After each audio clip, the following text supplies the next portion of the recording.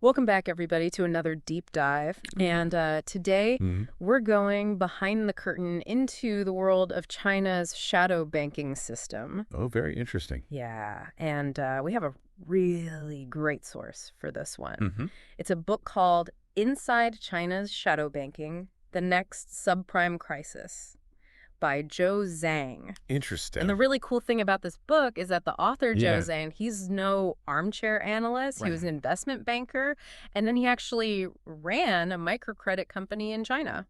Wow.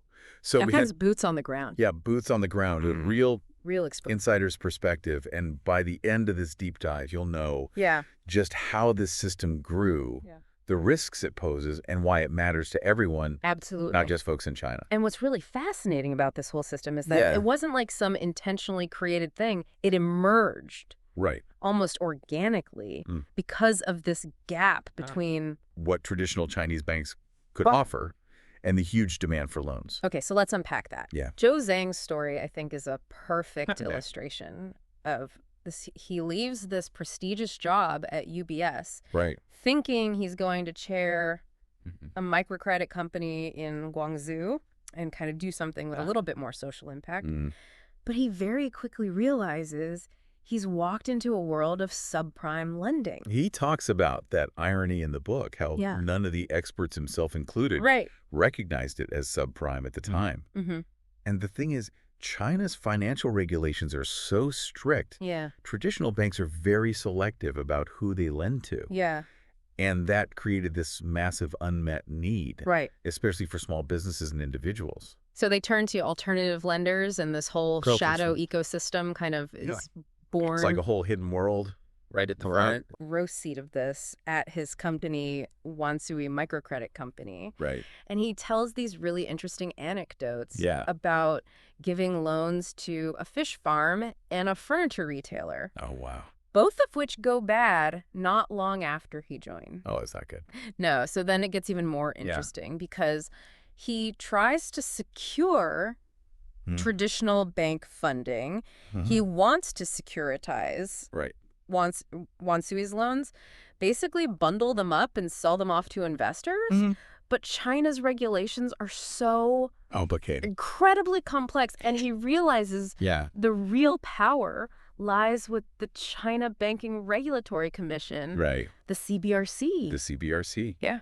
They were the gatekeepers. They were the gatekeepers for everything. For everything. Yeah. It makes you wonder how separate was the shadow banking world from the Right. official world. Was it actually in the shadows, or was it all Yeah, it's a good question because Yeah. it wasn't like a clean... separation? Yeah. They were kind of intertwined in this complex dance. And Zhang even tells this funny story about Yeah. the CEO of China Oriental Asset Management, Okay. which is a bad bank, basically, Right. showing up at Wansui with pockets full of cash, Wow. eager to invest in microcredit.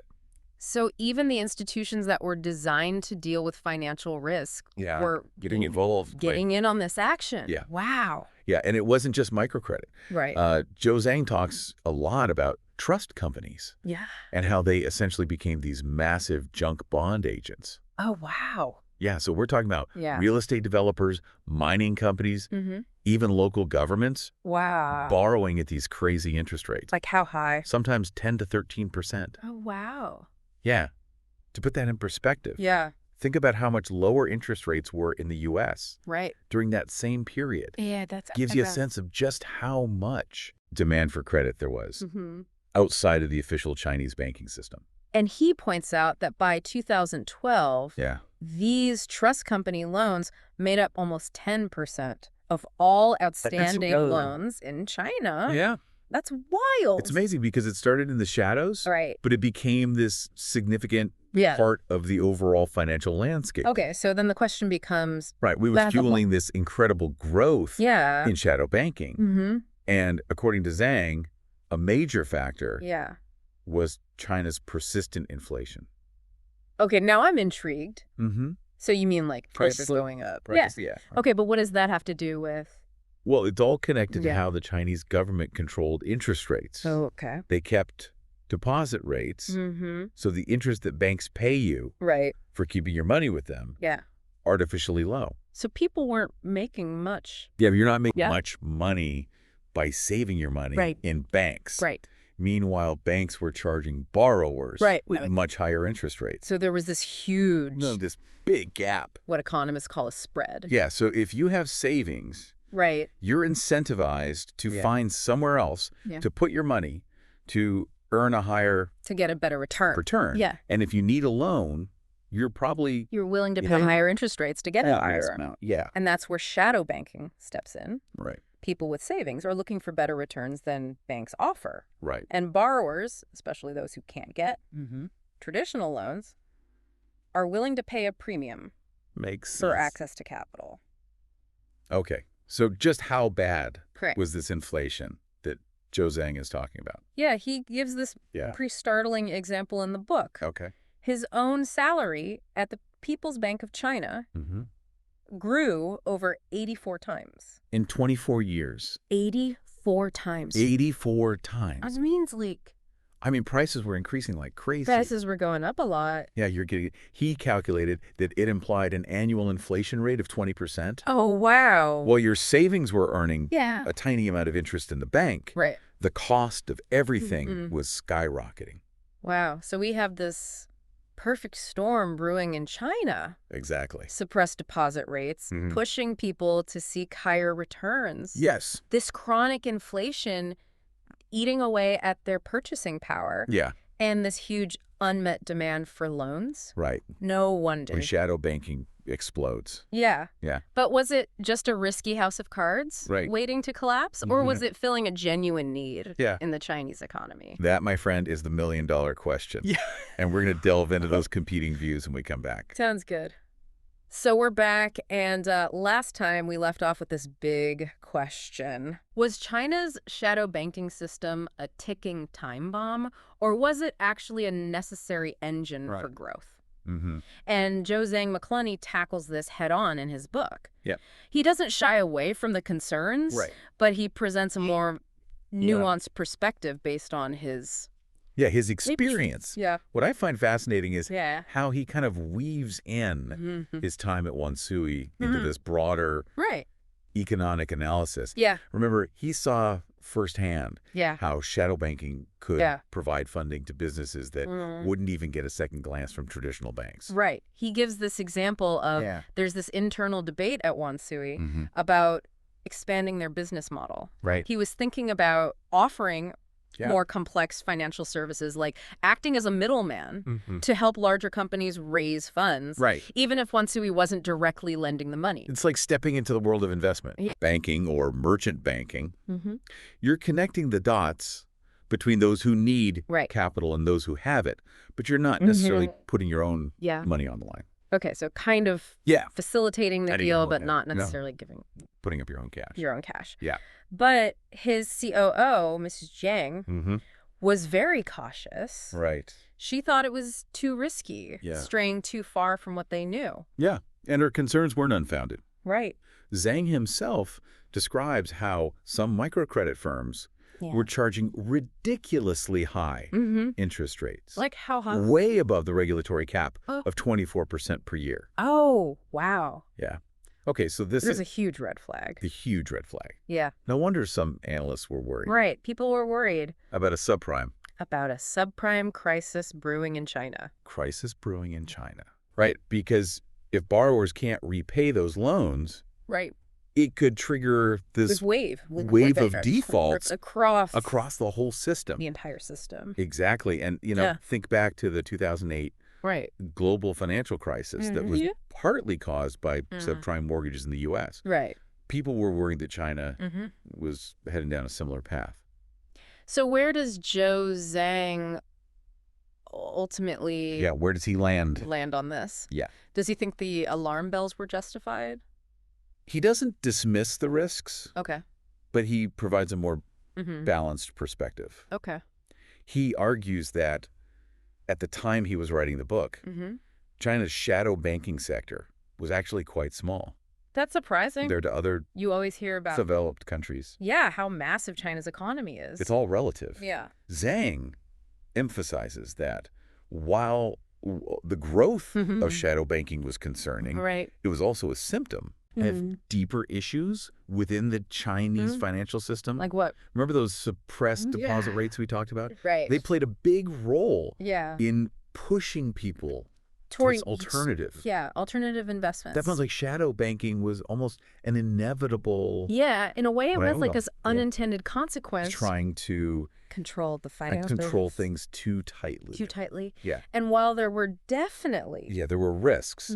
But Zhang also argues that shadow banking was fulfilling this crucial role by channeling funds to businesses that couldn't access credit through traditional means. So it's this complicated... Yeah, it's this balancing act. You have the potential dangers of a financial crisis on the one hand, and the benefits of economic growth on the other. You have the growth on the other. Right. It's not a simple black and white situation. So we've covered a lot of ground so far. We have covered a lot. We talked about how shadow banking emerged in China, its explosive growth, and this debate about whether it was a necessary evil or a ticking time bomb. Right. But what about the listener? Yeah. Why should someone who's not involved in Chinese finance care about any of this? That's the question we're going to tackle in the final part of our deep dive. All right. Trust me. Okay. There are valuable lessons to be learned from China's experience that apply far beyond its borders. Okay. So we're back for the final part of our deep dive into China's shadow banking system. And I know what you might be thinking. What's that? This has been super interesting, but like, what does it have to do with me? Right. I don't live in China. I don't invest in Chinese markets. It's a fair question. Yeah. But here's the thing. China's experience is like this case study.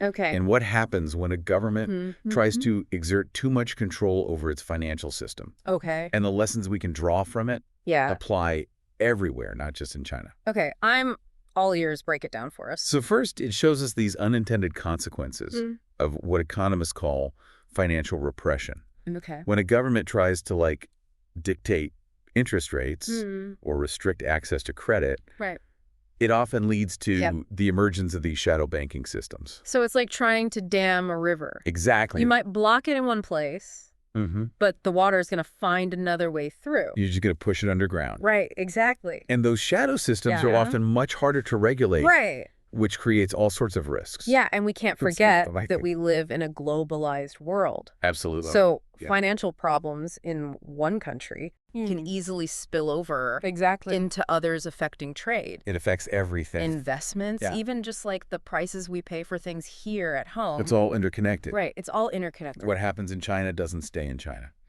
Wow. The second big takeaway, I think, is that when you distort incentives in a market, you inevitably create opportunities for people to exploit those distortions. So in this case, because savers weren't getting a decent return from banks, they were looking for other places to put their money. Exactly. And because borrowers were so desperate for funding, they were willing to pay a premium to get it. Right. So that gap between what savers wanted and what borrowers were willing to pay created this breeding ground for this massive shadow banking system. It's like a financial black market. Yeah, you could say that operating outside the normal rules and safeguards. It makes it really hard to even assess the Exactly. That lack of transparency makes it so much harder to prevent things like fraud and... Right. So even if we don't have any direct exposure to China's financial system, we're still vulnerable to the ripple effects. Yeah, to those ripple effects. But if shadow banking was providing capital to businesses, that couldn't get it otherwise. Wasn't it doing some good? That's the necessary evil argument we were talking about. It's a complex question. Yeah. How do you balance that need for economic growth with the risks of a financial meltdown? It's like walking a tightrope. Yeah, too far in either direction. Yeah, you go too far one way or the other, and you're in trouble. So did Joe Zhang offer any solutions in his book? He did. He proposes this idea. Okay. He calls it a land bond. Oh, okay. It's a little bit complicated. Yeah. But basically, local governments in China, which often rely on selling land to generate revenue, could instead issue bonds. Okay. backed by the value of that land. So instead of just selling the land outright, they could borrow money against it. Right. It would give them this new source of funding. Okay. While also potentially cooling down these overheated property markets. It sounds like a win-win. It does on paper. Yeah. Did it catch on? Well, Zhang admits that it hasn't really gained much traction. Okay. He doesn't really go into detail about why, but it's probably safe to assume there are some political or logistical hurdles involved. Well, that brings us to the end of our deep dive into China's shadow banking system. But before we go, I want to leave you with a final thought-provoking question from Joe Zhang's book. Okay, shoot. He asks, if there's such high demand for loans in China and so much money just sitting in savings accounts, why aren't more people investing directly in microcredit? That's a great question. Yeah, is it a lack of awareness? Do people perceive it as too risky? Yeah. Or are there regulatory barriers that are preventing them from participating? Yeah. It's something to think about. It is something to think about, and that's what we love. That's what we love about these deep dives. Yeah, they don't just give you answers. They spark your curiosity. And encourage you to keep exploring. Exactly, and keep learning. These fascinating topics. Yeah. Well, thanks for joining us on the deep dive. Thanks for having me. And we'll see you next time. Yeah, see you next time. For another journey into the world of ideas.